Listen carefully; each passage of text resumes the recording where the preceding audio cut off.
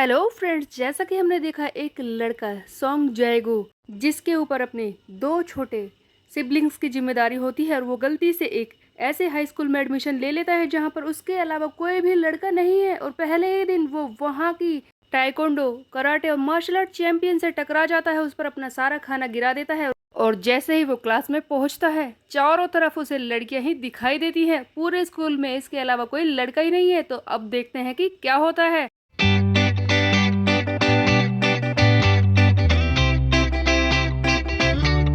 Chapter की शुरुआत में हम देखते हैं कि जाएगू फाइनली नोटिस करता है कि इस स्कूल में चारों तरफ बस लड़कियां ही हैं, इसके अलावा कोई भी लड़का नहीं है पूरे स्कूल में। जाएगू जहां पर भी जाने की कोशिश करता है वहां पर खड़ी लड़कियां इसके बारे में गॉसिप करने लगती है कि ओह ये बात सच है, हमारा स्कूल अब कोएड हो चुका है और यहाँ पर एक लड़का है, एक लड़के को देखना थोड़ा अलग है। लेकिन इतने सारों में से बस यही थोड़ा अजीब है। जाएगू ये सारी बातें सुन रहा होता है कि सारी लड़कियां इसी के बारे में गॉसिप कर रही हैं और इन सब को देखकर इसे एंजाइटी सी फील होने लगती है। वो घबरा रहा है कि इतनी लड़कियों के बीच में ये क्या कर रहा है। यहाँ से सीन शिफ्ट हो जाता है एक दूसरी जगह पर, यानी कि प्रिंसिपल के ऑफिस में, जहाँ पर हम देखते हैं कि प्रिंसिपल बेलबोंग बताता है कि सॉन्ग जाएगू यहाँ पर पहुंच चुका है। जैसा कि आपने कहा था स्कूल अब कोएड हो चुका है और वो लड़का यहाँ पर आ चुका है। ये सारी बातें ये डायरेक्टर को बता रहा था, स्कूल का प्रेसिडेंट जिसका नाम है चार्ल्स वाइल्ड। प्रिंसिपल आगे कहता है कि क्या ये जरूरी है, क्या हमें इस बारे में फिर से नहीं सोचना चाहिए कि एक लड़की को हम यहाँ पर लेकर आए। तब स्कूल का प्रेसिडेंट चार्ल्स कहता है कि ये जरूरी है, वैसे भी हम दोनों ने इस बात पर एग्री किया था, उसी की बात तो वो लड़का यहाँ पर आया है। कितनी एम्बेरसिंग बात है कि हमने स्कूल को कोएड किया लेकिन सिर्फ एक ही लड़का यहाँ पर आया। ये तो हमारे लिए सचमुच शर्मिंदगी की बात है। तुम्हें पता है हमारे स्कूल की लड़कियां, वाइल्ड्स हाई की लड़कियां सचमुच बहुत ही ज़्यादा कमाल की हैं। वो हर एक चीज़ में ग्रेट है, उनके कॉम्बैट स्किल, हर एक चीज़ सब कुछ परफेक्ट है। हमारे स्कूल का आदर्श ही यही है कि हम एक परफेक्ट स्ट्रॉन्ग वुमन बनाए। लेकिन तुम्हें नहीं लगता कि कुछ मिसिंग है? इन लड़कियों के अंदर सब कुछ है लेकिन ये लड़कियों की तरफ बिहेव नहीं करती। इसी बात को समझाने के लिए हम देखते हैं कि डायरेक्टर एक एग्जाम्पल देता है। तुम्हें याद है वो पिछली ट्रिप जहां पर हमारे स्कूल की लड़कियों ने कुछ गैंग के गुंडों से लड़ाई की थी, तुम्हें याद भी है? सोचो, एक तरफ किसी गैंग के गुंडे 23 मेंबर्स और दूसरी तरफ हमारे स्कूल की बस 6 ही लड़कियां थी। उन बेचारे लड़कों को भी क्या पता था कि वो 3 टाइम की फेंसिंग चैंपियन गैंगेना और वुसु चैंपियन गैंगे चोई के खिलाफ लड़ाई कर रहे हैं।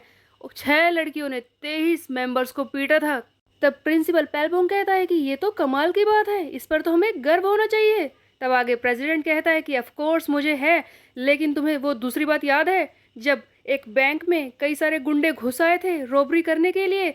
वहां पर हमारे स्कूल की एक लड़की थी जो 2 महीने पहले ही यहाँ से ग्रेजुएट हुई है। उन बेचारे रॉबर्स को भी क्या पता है कि वो हमारे स्कूल की 3 साल की कराटे चैंपियन थी और उसने अकेले ही उन सारे रॉबर्स को पीट दिया था। प्रेसिडेंट चार्ल्स आगे बताता है कि मैं तो गिनती भी नहीं कर सकता कि हमारी लड़कियों ने क्या क्या किया है, हमें क्या क्या मिला है। Citizen award, bravery award 4 times, इसके अलावा गवर्नमेंट्स के कितने सारे अवार्ड्स उन्हें मिल चुके हैं 14 टाइम्स। डिफेंस मिनिस्ट्री से इनके स्कूल को 11 टाइम, उसके अलावा प्रेसिडेंट ने खुद 9 टाइम इन्हें अवार्ड दिए हैं इनके स्कूल की लड़कियों को, जो इतनी ज्यादा खतरनाक है। प्रेसिडेंट चार्ल्स बता रहा होता है कि इसके स्कूल की लड़कियां कितनी खतरनाक है, कितनी ब्रेव है, कितनी ताकतवर है, कितने सारे अवार्ड्स वो जीत चुकी हैं।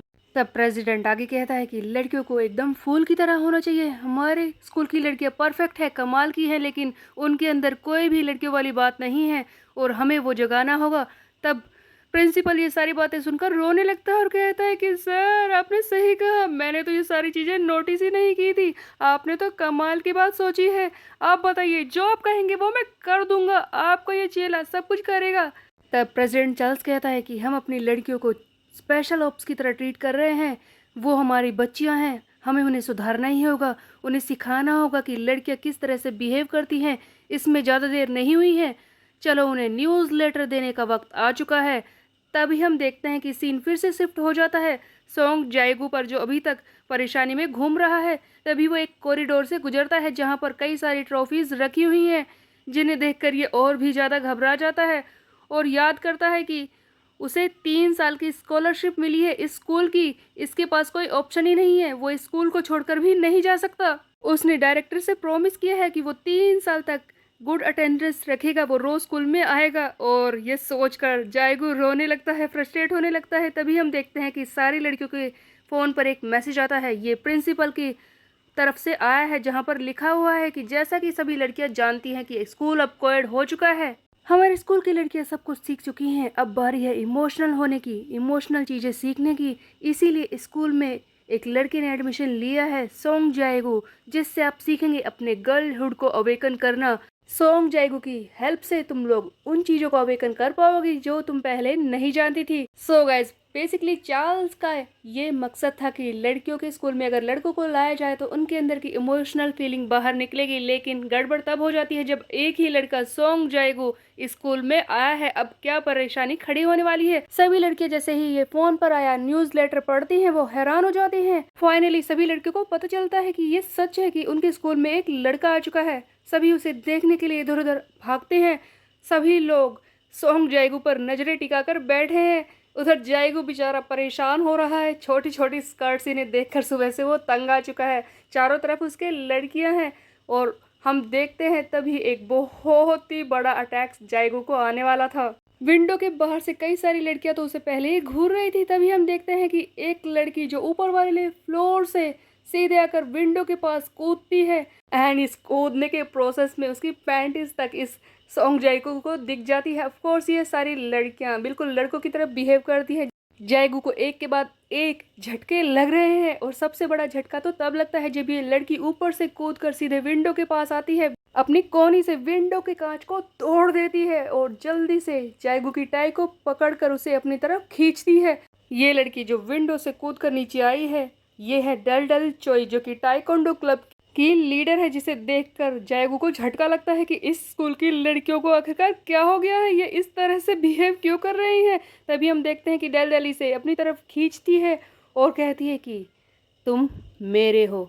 जबरदस्ती इसकी टाई से इसको अपने पास खींचकर इसे किस करने की कोशिश करती है। I mean this is completely shock. एक के बाद एक सरप्राइज जाएगू को मिल रहे थे।